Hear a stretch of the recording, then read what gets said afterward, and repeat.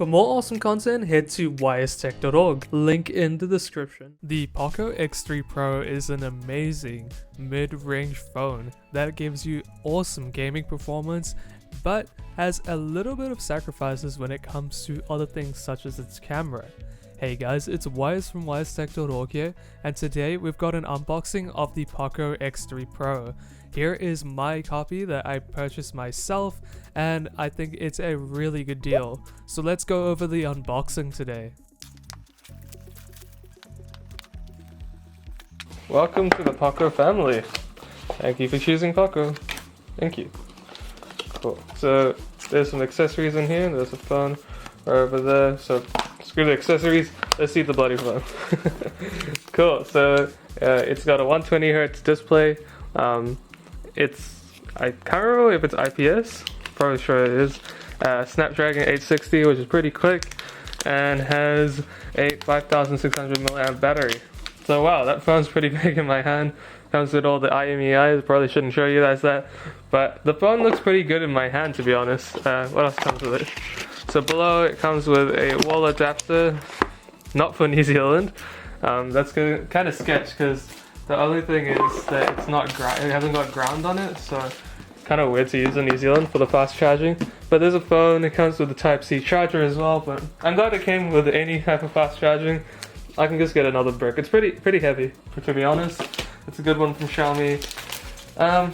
What comes in the box here? So it comes with a SIM tool, which is great, and it comes with a few stickers. Okay, comes with some stickers. It comes with a nice case, which is cool. I'll slap that on in a moment. The case is actually not too badly made, to be honest with you guys. I'm kind of surprised. And you know, the phone is pretty large in my hand, especially compared to my old Huawei Nova 3i. The back is made of like aluminium plastic, I'd say. I think that's plastic, and the camera system's kind of weird. But you know, let's go ahead and get it on. So I'm already enjoying that display. I can see from the logo it looks pretty good. I did get a screen, it doesn't come with a screen protector, but I did get a screen protector. It came before this phone actually came. So, you know, it's using the MUI GUI, yours alone. Nice. Cool, so we're just gonna go through the setup process. So United States, I'll probably just go with the United States English. New Zealand, how did I already know that? Just some final and closing thoughts. This phone is amazing. I've been using it for a couple of months now and I really enjoy it. Let's go over the negatives first. The negatives of this phone are mainly the camera. The camera quality is a pretty subpar, the selfie camera and the back camera as well. I wouldn't recommend it to anyone if you wanted a really good camera. Another thing is that in different countries the 5G doesn't work. So in New Zealand it doesn't have the exact bands that it requires for 5G.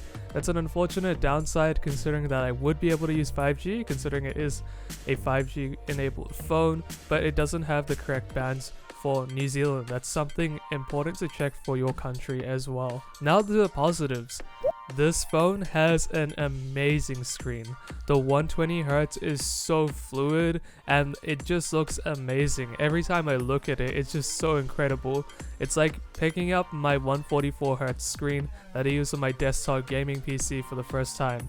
Every time I look at it, it's amazing. When I go to other screens that are at 60Hz, it just looks really disappointing.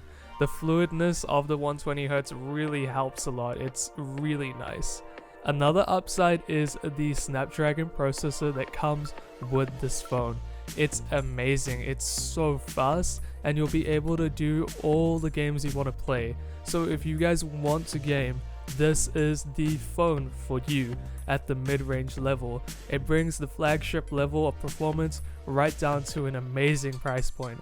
It does emulating games very well. I've emulated quite a few PS2 games. Even playing games on the Play Store looks amazing, Pubg, anything like that. The Antutu benchmark was really good on this phone as well. Overall, a stellar performance as well. Another advantage is the 5000 mAh battery. So for me, it's actually been a really good experience, and at 120Hz all the time turned on, I haven't actually had any problems with my battery life. It lasts way over a day, for myself, and it has the fast charge as well, so if I need to charge up quickly, it does have the ability to charge really quickly. Overall, an amazing package. In summary, if you guys need a phone at the mid-range and you don't really mind about the camera performance, or you have another camera like a DSLR or a mirrorless camera, and you want to play games really well with a very fast processor and a very nice screen, this is definitely the phone for you. It's so good and I really enjoy it, especially for the price range that I paid. So that about sums up the video. Thank you guys very much for watching. Make sure you go and check out ystech.org for the latest post reviews and much more. I'll see you guys there at ystech.org. But other than that, I hope you guys have an awesome day. Stay safe, stay healthy, and I'll see you guys in the next video. Bye!